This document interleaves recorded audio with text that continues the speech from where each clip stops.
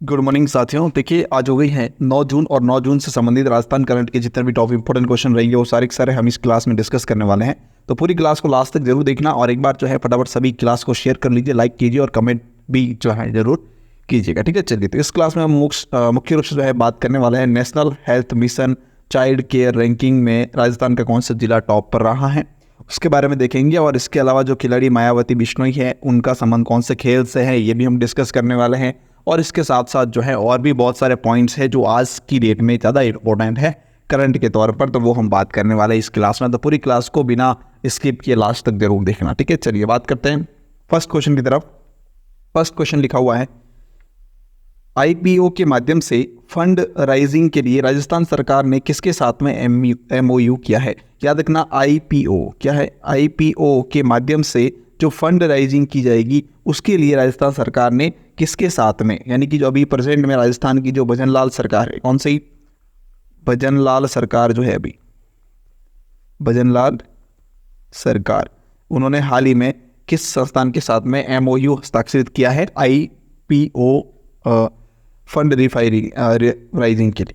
ठीक है, तो उन्होंने जो है समझौता किया किसके साथ में, national stock exchange of India के साथ में, national stock exchange of India के साथ में, यानी कि यहाँ पे जो है हमारा ए ऑप्शन बिल्कुल इसका करेक्ट रहेगा। ठीक है, चलिए थोड़ा सा इसका फैक्ट की अगर मैं बात करूँ आपके सामने, तो देखिए इसके फैक्ट के बारे में बातचीत करते हैं कि ये जो एमओयू हुआ है, एमओयू हुआ है किसके साथ में, कि भजनलाल सरकार और नेशनल स्टॉक एक्सचेंज के बीच में हुआ है। तो इन दोनों ने जो एमओयू साइन किया है, तो साइन करने वाले जो है वो कौन से इनके अधिकारी थे, तो याद रखना भजनलाल सरकार जो थे इनके प्रमुख, इनके तो थे भजनलाल सरकार के थे प्रमुख शासन सचिव। याद रखना, प्रमुख शासन सचिव। ठीक है, और दूसरी तरफ बात करें हम नेशनल स्टॉक एक्सचेंज जो है उनकी ओर से कौन थे, तो उनकी ओर से उनके एक उपाध्यक्ष थे जिनका नाम है डॉक्टर, दूसरी तरफ जो थे वो थे डॉक्टर हरीश आहूजा। ठीक है, जो कि उपाध्यक्ष है वहाँ के नेशनल स्टॉक जो है उसके उपाध्यक्ष थे, इन्होंने किया था। और इस तरफ से बात करें भजनलाल सरकार की तरफ से, तो मुख्य शासन सचिव कौन, अभिताभ शर्मा। याद रखना ये भी अभिताभ शर्मा। ठीक है, तो इन दोनों के बीच में जो ये एमओयू साइन किया गया है। ठीक है, तो ये पॉइंट इंपॉर्टेंट है, याद रखना साइन करने वाले कौन कौन थे। तो इस तरफ से भजनलाल सरकार की तरफ से प्रमुख शासन सचिव थे अभिताभ शर्मा, और नेशनल स्टॉक एक्सचेंज जो है उनकी तरफ से थे डॉक्टर हरीश आहूजा। ठीक है, जो कि उपाध्यक्ष के पद। ठीक है, चलिए फिर बात करते हैं नेक्स्ट अगले क्वेश्चन की तरफ। सेकंड क्वेश्चन लिखा हुआ है, मिशन कर्मयोगी कब प्रारंभ किया गया। देखिए मिशन कर्मयोगी जो है अभी हाल ही में काफ़ी ज़्यादा चर्चा में है, तो देखिए बात करते हैं इसके बारे में कि मिशन कर्मयोगी जो है वो कब प्रारंभ किया गया। तो यह जो है वह प्रारंभ किया गया था कब, 2 सितंबर 2020 को। 2 सितंबर 2020 को इसे प्रारंभ किया गया था, यानी कि यहाँ पे जो है इसका ए ऑप्शन हमारा इसका बिल्कुल करेक्ट रहेगा। ठीक है, थोड़ी सी इसके बारे में और जानकारी देख लेते हैं। इसका जो उद्देश्य है, याद पॉइंट इंपॉर्टेंट याद रखना, इसका जो मेन उद्देश्य है वो क्या है। इस मिशन कर्मयोगी जो है इसका मेन उद्देश्य क्या है, इसका मेन उद्देश्य है सिविल सेवकों को, पॉइंट इंपॉर्टेंट लिख देता हूँ याद रखना, सिविल सेवकों को अधिक दक्ष बनाना, अधिक दक्ष और ऊर्जावान बनाना। पॉइंट इंपॉर्टेंट भैया याद रखना, ऊर्जावान बनाना, ये इसका मेन लक्ष्य है, उद्देश्य है। क्या उद्देश्य है मिशन कर्मयोगी का, जो सिविल सेवक हैं उनको अधिक दक्ष बनाना एक तो, और दूसरा उनको जो है ऊर्जावान बनाना, ये इसका मेन उद्देश्य रखा गया है। फिर बात आती है यहाँ पे दूसरी ओर, इसको जो लॉन्च किया गया है वो कौन से विभाग के द्वारा किया गया है। तो लॉन्च करने वाला जो विभाग है वो है कौन सा, केंद्रीय मंत्रिमंडल भारत सरकार। पॉइंट इंपॉर्टेंट है ये भी याद रखना, केंद्रीय मंत्रिमंडल भारत सरकार। पॉइंट इंपॉर्टेंट है, ये भी नोटिस जरूर करके रखना। ठीक है, चलिए फिर बात करते हैं हम नेक्स्ट अगले क्वेश्चन की तरफ। नेक्स्ट क्वेश्चन लिखा हुआ है, अवैध खनन और थार के रेगिस्तान के बढ़ते विस्तार को रोकने के लिए देश में जो है अरावली ग्रीन वॉल प्रोजेक्ट का संचालन किया जा रहा है, जिस दौरान राजस्थान में कितने जिले शामिल किए गए। याद रखना, टोटल ओवरऑल बात करें तो सिंपल सी बात यह है कि ग्रीन वॉल प्रोजेक्ट जो है जो क्या काम करने तो एक तो जो अवैध खनन है उसको रोकने की कोशिश करेगा, और दूसरा बढ़ते हुए थार का जो रेगिस्तान है उसका विस्तार बढ़ रहा है तो उसको रोकने के लिए भी काम करेगा। कौन सा? Aravalli green wall project. तो ये अरावली ग्रीन वॉल प्रोजेक्ट जो है इसका संचालन राजस्थान में भी किया जाएगा। तो राजस्थान के कितने जिले इसमें शामिल होने वाले हैं? तो राजस्थान से जो है इसमें शामिल किए जाएंगे कितने? 18 जिले। अर्थात सी ऑप्शन जो है इसका हमारा बिल्कुल करेक्ट रहेगा। ठीक है, चलिए दूसरी बात अगर करें कि अरावली ग्रीन वॉल प्रोजेक्ट जो है इसमें ये कहाँ कौन कौन से राज्य इसमें शामिल है, तो पॉइंट इंपॉर्टेंट याद रखना, राजस्थान के अलावा कौन कौन से राज्य शामिल है, तो मोस्ट इंपॉर्टेंट पॉइंट है, इसे याद जरूर रखना। तो शामिल राज्य में लिख देता हूँ एक बार राज्यों के नाम, इसमें कौन कौन से राज्य शामिल है, तो याद रखना एक तो हमारा राजस्थान, ठीक है, दूसरा बात करें तो गुजरात भी इस अरावली ग्रीन वॉल प्रोजेक्ट के अंदर शामिल है। फिर हरियाणा, ठीक है, हरियाणा के बाद में अगर बात करें तो आता है दिल्ली। तो ये 4 राज्य जो है वो इसमें शामिल है, राजस्थान, गुजरात, हरियाणा और दिल्ली। इन चारों राज्यों की बात के अंतर्गत बात करें तो राजस्थान से जो है कितने जिले इसमें शामिल किए जाएंगे, तो 18 जिले जो है अकेले राजस्थान से इसमें शामिल होने वाले। ठीक है, चलिए दूसरी चीज़ अगर बात करें कि ये जो योजना है वो योजना अफ्रीका की ग्रेट ग्रीन वॉल परियोजना से प्रेरित है। ये पॉइंट भी इंपॉर्टेंट है कि ये योजना जो है, याद रखना, ये जो योजना है वो अफ्रीका के ग्रेट, थोड़ा सा मिस्टेक हो गया, एक बार देख लेते हैं। हाँ, अफ्रीका की ग्रेट ग्रीन वॉल, ये अफ्रीका की एक ग्रेट ग्रीन वॉल परियोजना है, याद रखना। ठीक है, परियोजना से प्रेरित ये जो योजना है अरावली ग्रीन वॉल योजना, ये अफ्रीका के अंदर जो चलाई गई थी एक ग्रेट ग्रीन वॉल परियोजना, उससे प्रेरित होकर जो है यह योजना भारत के अंतर्गत चलाई जा रही है। ठीक है, चलिए फिर बात करते हैं आगे नेक्स्ट क्वेश्चन की तरफ। एक और पॉइंट याद रखना, इसका उद्देश्य क्या है, ये जो green wall Aravalli green wall project जो है इसका मेन उद्देश्य क्या है, तो इसका उद्देश्य भी पॉइंट इंपॉर्टेंट याद रखना।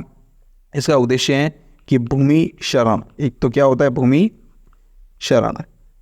शरण की जो बढ़ती दर है, भूमि शरण की बढ़ती दरों और इसके अलावा थार रेगिस्तान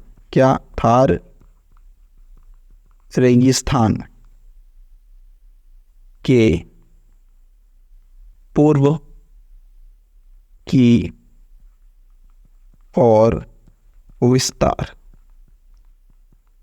पूर्व की ओर विस्तार जो है उसको नियंत्रित करना। क्या करना? नियंत्रित करना, यानी कि रोकना। ठीक है, तो ये इसके मेन 2 उद्देश्य है। कौन सा? एक तो भूमि शरण जो है उसको रोकना, और थार रेगिस्तान जो है उसका पूर्व की तरफ जो विस्तार बढ़ रहा है इस रेगिस्तान का, उसको रोकना इसका मेन उद्देश्य रखा गया। ठीक है, चलिए फिर बात करते हैं नेक्स्ट अगले क्वेश्चन की तरफ। नेक्स्ट है, हाल ही में चर्चा में रही बीकानेर की खिलाड़ी है, क्या नाम है भाई इनका? माया बिश्नोई। इनका संबंध किस खेल से? काफी अच्छा क्वेश्चन है। हाल ही में चर्चा में रही बीकानेर की खिलाड़ी माया बिश्नोई जो है, इनका संबंध कौन से खेल से है? तो इनका संबंध है तीरंदाजी खेल से, यानी कि यहाँ पे हमारा बी ऑप्शन इसका बिल्कुल करेक्ट रहेगा। ठीक है, थोड़ा सा बात करते हैं इनके इफेक्ट के बारे में कि हाल ही में जो है कोरिया में एक जूनियर एशिया कप आयोजित हुआ था, जिसमें भारतीय तीरंदाजी महिला कंपाउंड टीम ने जो है रजत पदक जीता था। ये पॉइंट इंपॉर्टेंट याद रखना। ठीक है, कोरिया के अंतर्गत जो है, कहाँ पर? कोरिया में एक आयोजित हुआ था। क्या आयोजित हुआ था? ये पॉइंट भी इंपॉर्टेंट है, इसलिए मैं साथ में ही बता रहा हूं। ठीक है, कोरिया में आयोजित जूनियर एशिया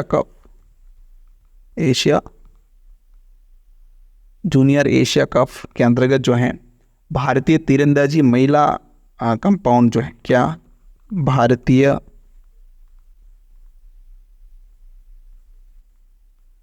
भारतीय तीरंदाजी महिला कंपाउंड टीम,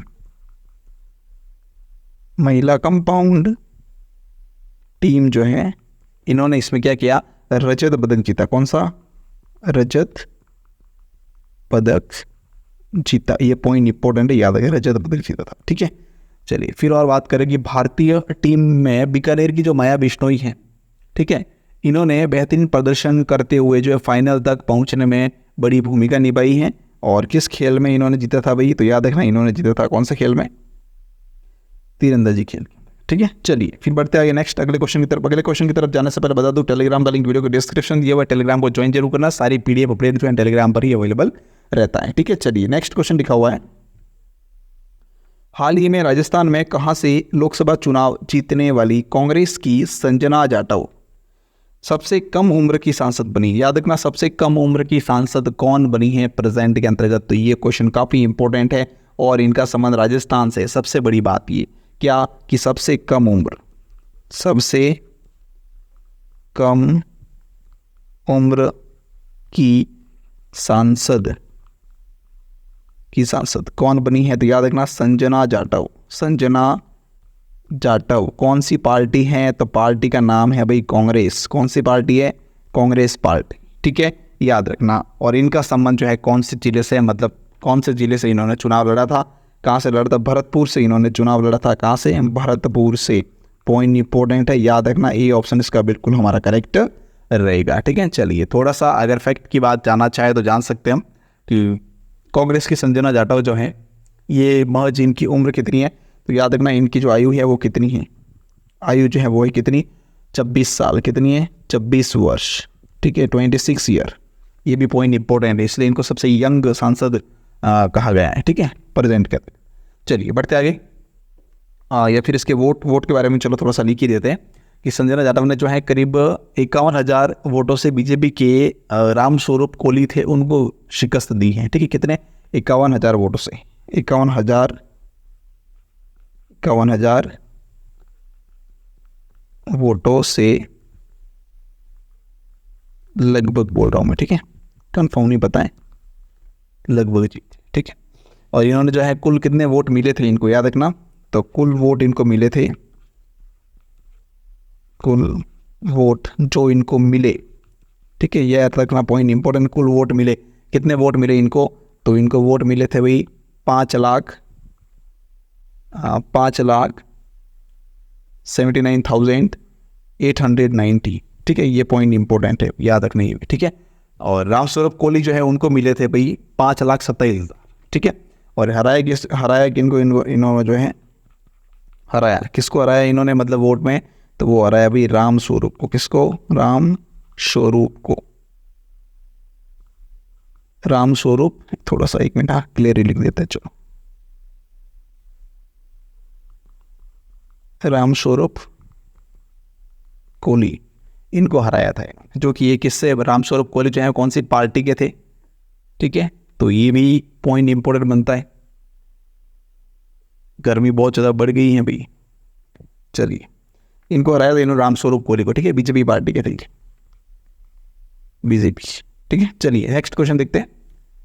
नेक्स्ट क्वेश्चन लिखा हुआ है, नेशनल हेल्थ मिशन की चाइल्ड केयर रैंकिंग में किस जिले को प्रथम स्थान मिला? काफ़ी अच्छा क्वेश्चन है। नेशनल हेल्थ मिशन की चाइल्ड केयर रैंकिंग जो है उसमें किस जिले को प्रथम स्थान मिला है? तो इसमें मिला है भाई किसको? जोधपुर जिले को प्रथम स्थान मिला है, यानी कि यहाँ पे जो है हमारा ए ऑप्शन बिल्कुल इसका करेक्ट रहेगा। ठीक है, चलिए फिर बढ़ते आगे नेक्स्ट क्वेश्चन की तरफ। अगला क्वेश्चन लिखा हुआ है,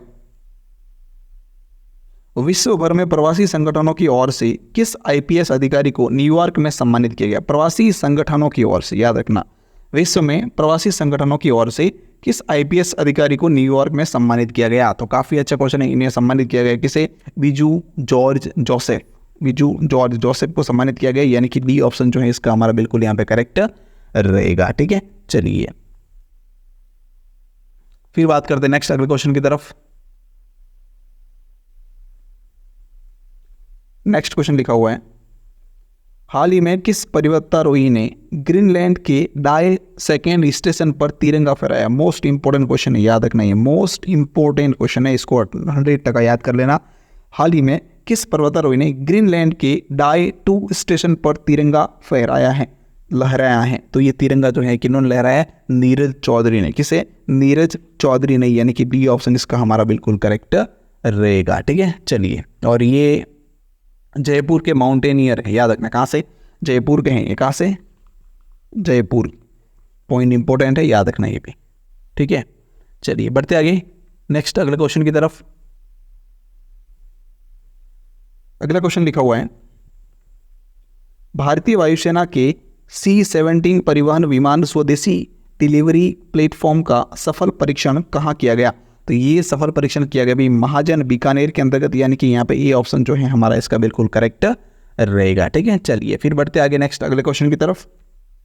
नेक्स्ट लिखा हुआ है, राजस्थान में लागू लखपति दीदी योजना, कौन सी? लखपति दीदी योजना के तहत कितने आयु वर्ग की महिलाएं सहायता प्राप्त कर सकती है? ये जो लखपति दीदी योजना जो है, इसमें 18 से लेकर 50 वर्ष की जो महिला हैं वो इसमें लाभ प्राप्त कर सकती है, यानी कि यहाँ पे हमारा जो है बी ऑप्शन बिल्कुल इसका करेक्ट रहेगा। ठीक है, चलिए फिर बढ़ते आगे नेक्स्ट अगले क्वेश्चन की तरफ। थोड़ा सा फैक्ट इसके बारे में देखें या फिर बाद में देख लेंगे, कभी इसके साथ पूरी अलग से वीडियो बना देंगे। नेक्स्ट क्वेश्चन लिखा हुआ है, अहमदाबाद में आयोजित 20वीं राष्ट्रीय सब जूनियर टेनिस बॉल क्रिकेट प्रतियोगिता में बालिका वर्ग में राजस्थान ने कौन सा पदक जीता है? भाई याद रखना, अहमदाबाद के अंतर्गत जो है 19वीं राष्ट्रीय सब जूनियर टेनिस बॉल क्रिकेट प्रतियोगिता जो है वो आयोजित की गई, जिसमें बालिका वर्ग में राजस्थान ने कौन सा पदक जीता है? तो इसमें जो है बालिका वर्ग में राजस्थान ने कौन सा पदक जीता है? तो राजस्थान ने जीता है। इसमें कौन सा? कांस्य पदक जीता है, यानी कि यहाँ पे हमारा ए ऑप्शन जो है बिल्कुल इसका करेक्ट रहेगा। ठीक है, चलिए फिर बढ़ते आगे नेक्स्ट अगले क्वेश्चन की तरफ। राजस्थान ललित कला अकादमी जयपुर द्वारा किस शहर में मथेरना चित्र शैली का ग्रीष्मकालीन प्रशिक्षण शिविर आयोजन किया जाएगा? तो ये किया जाने वाला कहाँ पर? बीकानेर के अंतर्गत, यानी कि सी ऑप्शन इसका हमारा बिल्कुल करेक्ट रहेगा। कौन सी शैली है, चित्र शैली कौन से? तो मथेरना। ठीक है, चलिए आगे बढ़ते हैं अगले क्वेश्चन की तरफ। नेक्स्ट क्वेश्चन लिखा हुआ और लास्ट क्वेश्चन है ये, राजस्थान में आई ताजा पोषण ट्रैकर रिपोर्ट 2024 के अनुसार सबसे अधिक कुपोषित बच्चे राजस्थान के किस जिले में? याद रखना, अभी जो ताजा पोषण ट्रैकर रिपोर्ट 2024 के अनुसार कुपोषित बच्चे सबसे ज़्यादा राजस्थान के कौन से जिले में? तो वह है उदयपुर, यानी कि यहाँ पे सी ऑप्शन जो है हमारा इसका बिल्कुल करेक्ट रहेगा। ठीक है, चलिए ये थी हमारी आज की क्लास। एक और क्वेश्चन है क्या लास्ट में? शायद नहीं है, पूरी कंप्लीट हो चुकी क्लास। ठीक है, चलिए थैंक यू सो मच। पूरी क्लास देखने के लिए आपका बहुत बहुत धन्यवाद। वीडियो को लाइक शेयर कमेंट जरूर करना। ठीक है, और बने रहिए मेरे साथ राजस्थान करंट को मजबूत कर।